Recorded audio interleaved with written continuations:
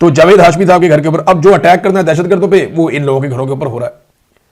पाकिस्तान के अंदर बदअमनी है, पाकिस्तान के अंदर पाकिस्तान अमन कायम करने में मुकम्मल तौर पे नाकाम होता चला जा रहा है। इस नाकामी के बावजूद पाकिस्तानी फोर्सेस जाएंगी और गजा में अमन कायम करेंगी। पाकिस्तानी फोर्सेस जाएंगी और इसराइल की सरहदों का तहफ़्फ़ुज़ किया जाएगा एक ऐसी फोर्स के जरिए से जिसको स्टेबलाइजेशन फोर्स कहा जाता है, इंटरनेशनल स्टेबलाइजेशन फोर्स, आलमी इस्तेहकाम फोर्स। इसे लगाया जाएगा बोर्ड ऑफ पीस के जेर निगरानी। और बोर्ड ऑफ पीस में पाकिस्तान जब गया था तो DGISPR ने क्या कहा था? उन्होंने कहा था कि इसराइल को अमेरिका के जरिए कंट्रोल किया जा सकता है, तो इसलिए हम बोर्ड ऑफ पीस के अंदर गए ताकि इसराइल जो नस्लकुशी कर रहा है उसको रोकने के लिए अमेरिका को इस्तेमाल कर सके या अमेरिका के जरिए से इसराइल को रोका जा सके। यह बात DGISPR ने दावा किया था। गुज़िश्ता 2 दिनों में 40 से ज्यादा फलस्तीनी शहीद कर दिए गए, जिनमें बच्चे शामिल हैं। अब यह नस्लकुशी नहीं है तो और क्या है? 500 से ज्यादा फलस्तीनी शहीद हो गए हैं जब से जंगबंदी हुई है, और ये 40 से ज्यादा, कुछ 43 बता रहा है, कुछ 46 बता रहा है, ये तादाद बताई जा रही है। ये लोग 2 दिन में शहीद हुए हैं।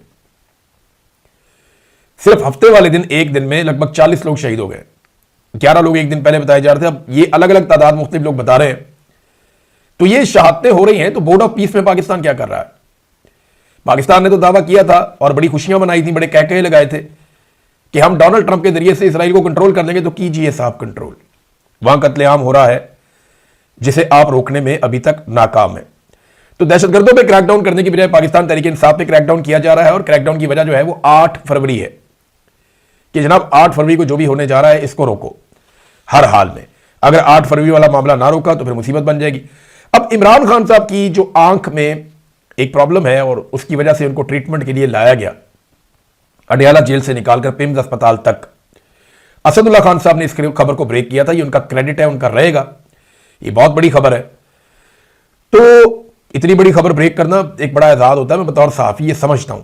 अब असदुल्ला खान साहब ने जब ये खबर दी और ये मामला बाहर आया तो उस वक्त एकदम किसी को समझ नहीं आई, लोग समझ नहीं पा रहे थे। यानी मुझे खुद भी लग रहा था कि यार ये कैसे हो सकता है, लेकिन फिर तस्दीक होना शुरू हुई, मामला खुलना शुरू हुआ।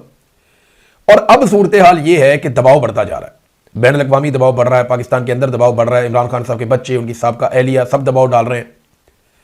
आलमी जरीदों में, अखबारात में हर जगह ये चीज़ें छप रही हैं। आलमी रहनुमा इसके बारे में पूछ रहे हैं। डिप्लोमेटिक इनक्लेव के अंदर यही बातें चल रही हैं। जितने भी सफ़ीर पाकिस्तान में मौजूद हैं वो पाकिस्तान की गवर्नमेंट से इसी बारे में बातचीत पूछ रहे हैं अपने अपने सोर्सेज से। तो ये टॉक ऑफ द टाउन है और ये इंटरनेशनल खबर है, कोई लोकल नहीं है। तो दबाव पाकिस्तान की हुकूमत के ऊपर एकदम बहुत ज़्यादा बड़ा है। इस दबाव को देखते हुए ऐसा लगता है कि मुमकिन है इमरान खान साहब की उनके डॉक्टरों से मुलाकात करवा दी जाए, या डॉक्टरों को चंद मखसूस शराइत के मुताबिक इमरान खान साहब से मिलने दिया जाए। यह मुमकिन है। और यह भी मुमकिन है कि इमरान खान साहब की किसी एक बहन की भी मुलाकात करवा दी जाए। शायद इसके इम्कानात कम है, लेकिन हो सकता है इमरान खान साहब की बहन की मुलाकात भी करवा दी जाए। और इस बारे में बड़ी लगातार डिस्कशन हो रही है ऐवानों में। हुकूमत यह समझती है कि यह अब करवा देना चाहिए। एस्टेब्लिशमेंट यह समझती है कि इमरान खान साहब से इस वक्त मुलाकात करवा के एक नई मुसीबत गले डल जाएगी और आसिम मुनीर साहब की मुश्किलात में और हुकूमत की मुश्किलात में इजाफा हो जाएगा। अब ये कश्मकश चल रही है। हुकूमत के अंदर एक गिरोह है वो समझता नहीं करवाए मुलाकात, कल को हमने भी गिरफ्तार ही होना है। सियासतदानों की तो यही किस्मत है ना। अब ये जर्नैल थोड़ी है जो जजीरों पे चले जाएंगे, सियासतदान है बेचारे, तो उनकी तो बेचारों की यही किस्मत है। तो मामला ये है कि एक गिरोह ये कह रहा है जनाब कि करवाएं मुलाकात, दूसरी तरफ लोग ये कह रहे हैं कि ना मुलाकात ना करवाना, फंस जाओगे। ये कोई तहरीक खड़ी कर देंगे, इमरान खान साहब कोई पैगाम भेज देंगे।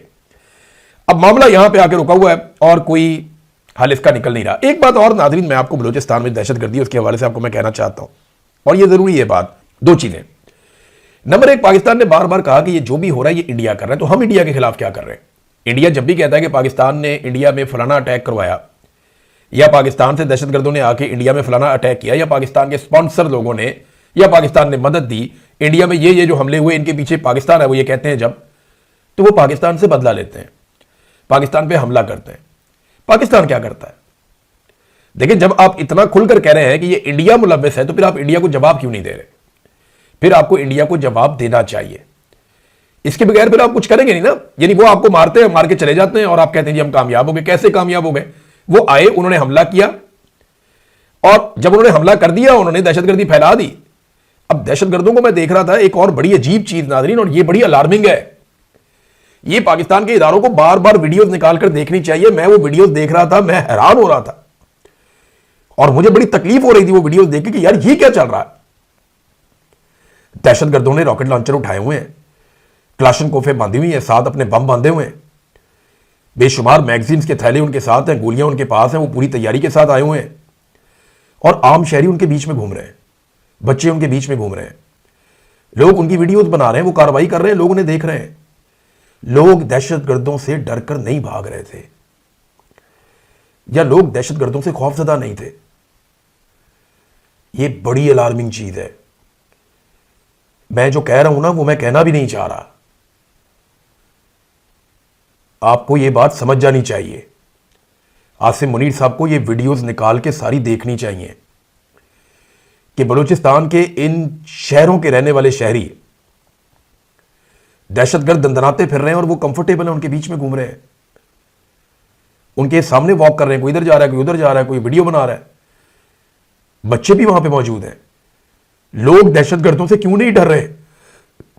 जब लड़ाई हुई तो खौफ और रात फैल गया, लोग भाग गए। जब सिक्योरिटी फोर्सेज आई, दहशतगर्दों के साथ लड़ाई शुरू हुई, भाग गए। लेकिन यह बहुत अलार्मिंग है, इसके ऊपर सबको तवज्जो देनी चाहिए। पाकिस्तान खुदा ना खास्ता नैरेटिव की लड़ाई में पीछे जा रहा है और यह नहीं होना चाहिए। किसी को यह इख्तियार नहीं होना चाहिए कि वो गवर्नमेंट की रेट को चैलेंज कर दे बंदूक उठाकर।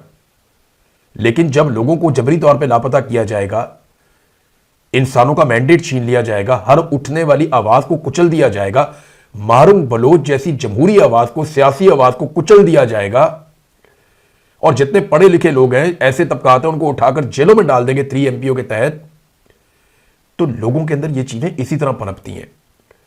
खुदारा अपने आप को संभालें और इस बात को समझें इससे पहले कि देर हो जाए। नादरीन, एक मरतबा फिर खैबर पख्तूनख्वा के लोग समझाने जा रहे हैं और आज जमरूद में वजीर आला सुहेल अफरीदी एक जरगा करने जा रहे हैं। ये वादिय तीरा के हवाले से जरगा है। आज वो बुनियादी सवाल उठाया जाएगा कि आपको जबरी तौर पे आपके इलाके से निकलने के लिए किसने आमादा किया, किस बुनियाद पर आमादा किया और इसके पीछे वजूहात क्या थी। जब ये सवालात जरगे के सामने रखे जाएंगे और बहुत सारे सवालात हैं, जब उनके जवाब सामने आएंगे ना, तो आज शाम को जो एलामिया आएगा वो बहुत इंपॉर्टेंट है। और अगर इन लोगों ने फैसला किया कि सुहेल अफरीदी की क़यादत में ये सारे लोग वापस वादिय तीरा में जाएंगे और जाकर अपने इलाकों में रहेंगे, तो फिर एक बात का फैसला यहां जरगे से होना चाहिए कि निहत्ते लोगों को ड्रोन हमलों में या फिजाई हमलों में शहीद नहीं होना चाहिए। इसी वादिय तीरा में बच्चों और खवातीन की लाशें सड़कों पर पड़ी थी एक दफ़ा, ये फजल रहमान साहब ने भी बताया था। बड़ा जुल्म हुआ था, एरियल स्ट्राइक हो गई थी, कोलेटरल डैमेज में बहुत बड़े पैमाने पर नुकसान हो गया था। फिर इस बात को यकीनी बनाएं कि जो लोग वापस जाएंगे या जिन्हें वज़ीर आला छोड़कर आएंगे, उनके ऊपर रियासत दोबारा अटैक नहीं करेगी। रियासत के साथ बात करें, हुकूमत के साथ और इदारों के साथ बात करें बैठकर। लोगों की जान बहुत कीमती है, बहुत कीमती है। अब इसराइल को देखें ना, जब तक उन्हें उनका आखिरी मुर्दा नहीं मिल गया ना, जो मलबे के नीचे दबा हुआ था, तब तक उन्होंने बस नहीं की। और अमरीकी सदर ने ट्वीट किया कि आखिरी लाश भी मिल गई। इतनी इंपॉर्टेंट है एक इसराइली की लाश भी। तो क्या हम पाकिस्तानी कीड़े मकोड़े हैं? ऐसा नहीं है, ऐसा नहीं है। एक एक पाकिस्तानी की जान कीमती है। जब ये तीरा के लोग वापस जाएं तो इन्हें अपने घरों में अमान होना चाहिए, इनकी हिफाजत होनी चाहिए। अब तक लिए इतना ही। अपना ख्याल रखिएगा, अपने इस चैनल का भी। अल्लाह हाफ़िज़।